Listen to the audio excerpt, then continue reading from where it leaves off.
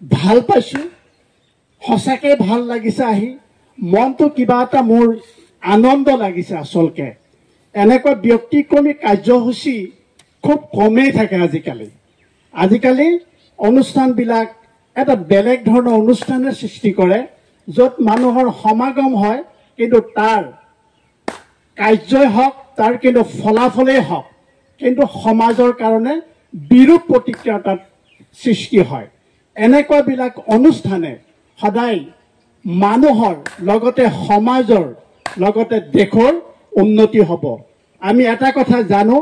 এক বৃক্ষ দশপুত্ৰ সম এক বৃক্ষ যদি আমি ৰুই ৰোপণ কৰি তাক যদি আমি জীৱিত অৱস্থালৈ তাক নিব পাৰোঁ জীয়াই তুলিব পাৰোঁ তেতিয়াহ'লে দশপুত্ৰ সমান হয় এয়া আলোকৰ যাত্ৰা পুথিভঁৰাল বুলি ক'লে কিতাপ পত্ৰ থকা এটা অনুষ্ঠান বুলি আমাৰ এটা ধাৰণা আছে কিন্তু পুথিভঁৰাল বৰ্ণবাক আৰু আত্মবিক্ষক মঞ্চ এটা ব্যতিক্ৰমী অনুষ্ঠান ই সঞ্চালক যতীন্দ্ৰনাথ মোদীক মই ধন্যবাদ জনাইছোঁ জয়ৰাম বৰুৱা ছাৰ আহি তেখেতে যি